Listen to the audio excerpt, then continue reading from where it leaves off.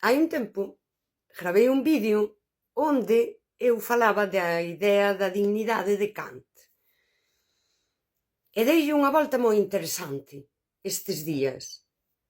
O que diría Kant é a dignidade é algo que está no ser humano. Ti naceches e xa está, xa tes dignidade.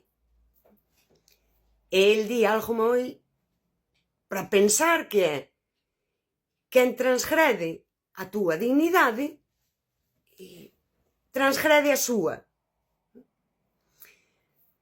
Rompe ca túa dignidade, pero perde a súa.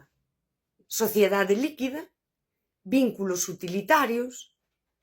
O vínculo utilitario transgrede sempre a túa dignidade, porque Kant diríanos que o ser humano é un fin en si mesmo, non é un medio. E cando ti estás de cara a outra persoa e decides construir algo con esa persoa, isto funciona para a amizade, a persoa é un fin. Para dicilo así, dunha forma que non sexa visual, cando ti chegas á persoa, esta idea de que che aporte, é vela como un medio para conseguir algo, mais non xa é un fin.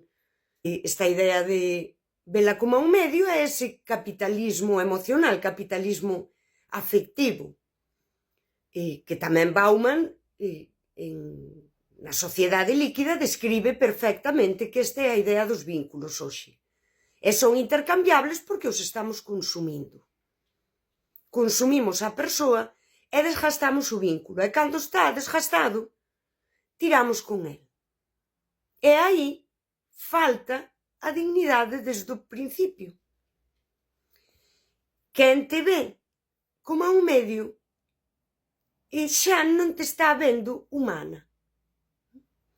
De algún xeito xa está transgredindo a túa dignidade desde o principio, pero logo esta persoa tampouco recoñece a súa humanidade. Chega a túa vida indigna porque chega véndote como un medio para aquilo que busca, que sí que sería ese benestar e tal, pero non sabe como facelo. A mentira. Vou falar da mentira, según Kant. E non a mentira de que alguén che contou agora unha trola, senón algo que eu creo que na sociedade líquida é moito máis fondo.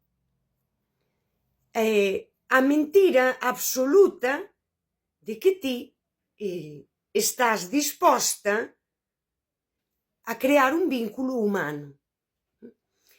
Case a persoa como a mentira. É como unha Matrix. Esta xente non é real, non é verdadeira, porque é todo moi performativo, moi de proxectarse, sí. E logo están esas persoas nas que me vou incluir, que somos raras, complicadas, extrañas, precisamente nesa Matrix da proxección, porque chegas enteira e resultas moi extraña. E isto é moi bonito, mas paja e moita peaxe social. Kant diría que mentir non é só dicir algo falso, que é privar a outra persoa da súa capacidade de elexir. Logo, unha sociedade líquida onde estamos utilizándonos, onde estamos vendo as outras persoas como a un medio para o que me aporten, para o que eu quero facer para min, si que todo é mentira, pero estamos deshumanizándonos, no acto de deshumanizar, estamos privando ás outras persoas da súa capacidade de elexir dentro desa socialización. Porque nós, daquela, xa chegamos sen capacidade de elexir. A persoa xa chegou deshumanizada. Por quen? Por si mesma. Nun xogo circular Sí, no que as relacións e a forma de socializar volveuse isto. E das con estas persoas e podes estar no mundo máis aquelas coas que te vinculas e funcionan, porque están perfectamente adaptadas á sociedade cando che minten. E cando che minten non me refiro a contouche unha mentira, senón que ti nun momento ves que esta persoa chegou aquí deshumanizada, nunca me recoñeceu humana, non me recoñeceu suxeito, e logo todo o tempo estaba transgredindo a miña dignidade. E cando ti ves isto, non hai unha ruptura emocional, hai unha ruptura moi grande en ti, que é ontolóxica, logo, porque é ética. Sí. De repente, sen o romanticismo, non é traizoáchesme, é como non hai coincidencia ética, non hai encontro humano.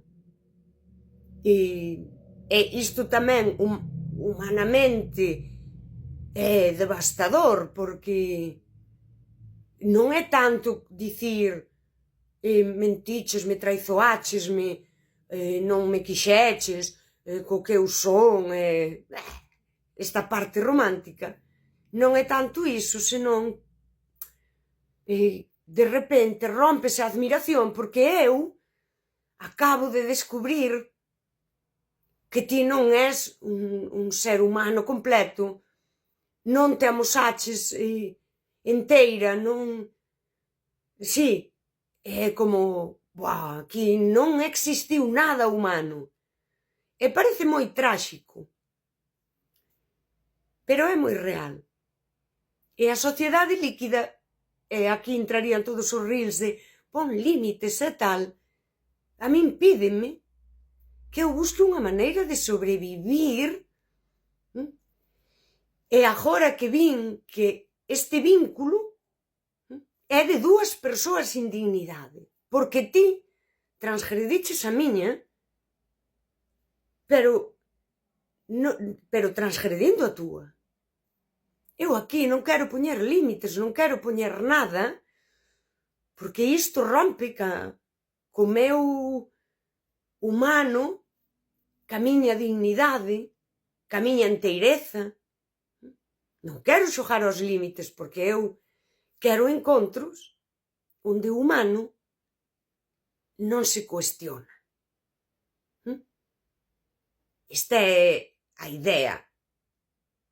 E todo o que vemos hoxe, toda esa insatisfacción e todo, ten que ver con isto. Queremos correxir a soidade adaptándonos a un mundo onde xa se nos pide que cheguemos sin dignidade para relacionarnos con outras persoas sin dignidade.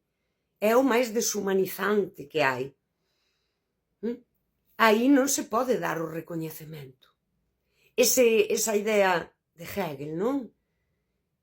Romper coa idea amascrava para poder recoñecernos humanas. E isto aí quedou roto. Olvídate do romanticismo, nin... E non é tanto se ti podes perdoar ou non podes perdoar ou adaptarte, senón que moitas veces cando ti descubres unha mentira ou unha traizón, tes que cuestionar todo o vínculo e tes que tomar a decisión máis, para min, máis contraética que hai, que é aceptar soster un vínculo onde ti non respectas a persoa.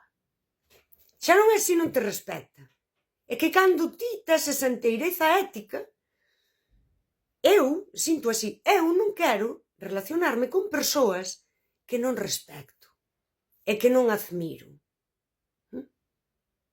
Por iso cando dixo a idea de liberdade, baseo a máis nas outras persoas que en min.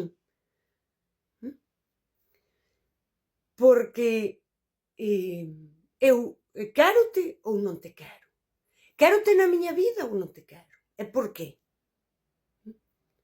Pois eu non te quero na miña vida porque eu non te respeto.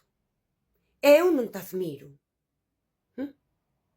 Non, xa non é o que ti me aportas. É que eu non quero vincularme con alguén a que non podo, se pausar o aportar, non podo aportarlle respecto. Cando eu miro a persoa, non a admiro e non a respeto. E quero romper ese vínculo dunha forma radical. E é un acto de amor propio radical. É un acto de liberdade no que non hai nin resentimento, nin odio, nin... hai autorrespecto radical. É ética. É un acto de ética radical. Para min. Pero desde ese punto onde eu non quero terte na miña vida cando non te respeto. Esta é a idea.